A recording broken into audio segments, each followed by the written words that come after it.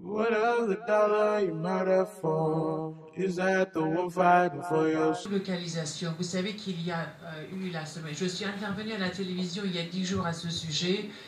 La géolocalisation, il y a du pour et du contre. Je comprends ce qu'Arrache a conseillé à cet ami de faire, mais je m'adresse aux commandants de police qui sont à mes côtés.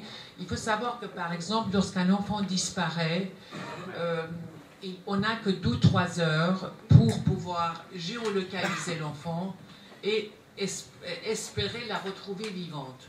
Donc, annuler cette action de géolocalisation, qui est une question gouvernementale en ce moment sur laquelle il y aura une votation, je suis contre personnellement en tant qu'association de protection des mineurs, parce que ça va déjà dans le sens d'un enlèvement ou disparition de mineurs, ça va déjà déranger le travail. Mais aussi, je pense que pour les policiers qui mènent des enquêtes lors des cambriolages ou agressions de toute nature, la géolocalisation les aide.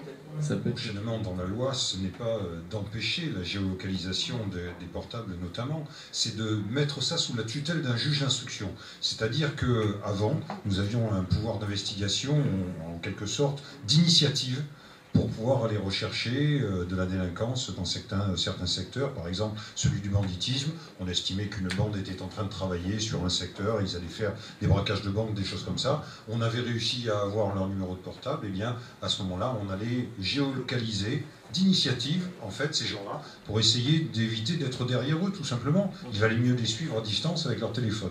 On avait beaucoup de moyens d'investigation comme ça, et ces moyens-là, quelque part, ils ont certainement dérangé parce que peut-être qu'il y a eu des excès à certains moments, et puis peut-être que tout simplement on est de plus en plus scrupuleux sur la notion de liberté.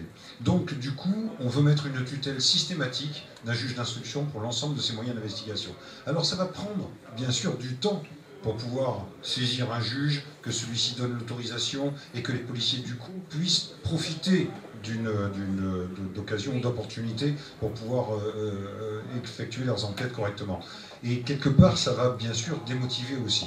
C'est vrai que ce type d'événement, en fait, gâche ce qui constitue véritablement le fer de lance d'une police comme celle que nous avions en termes de police judiciaire, c'est-à-dire l'initiative, l'esprit d'initiative.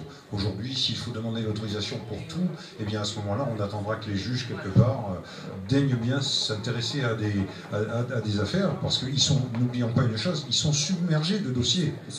Les pauvres, ils voudraient certainement être beaucoup plus tranquilles et pouvoir suivre beaucoup mieux les enquêtes.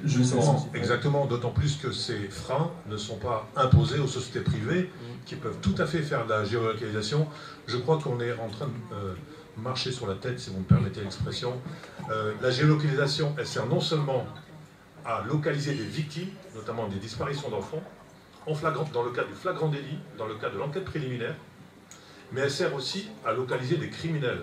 Alors on parle beaucoup de géolocalisation par le téléphone portable, on peut aussi, avec des moyens techniques dont bien évidemment je ne vais pas donner le détail ici, localiser des véhicules en circulation, donc des véhicules qui sont utilisés par des criminels, notamment lorsqu'il faut commettre des braquages de banque ou des enlèvements, j'en passe et des meilleurs.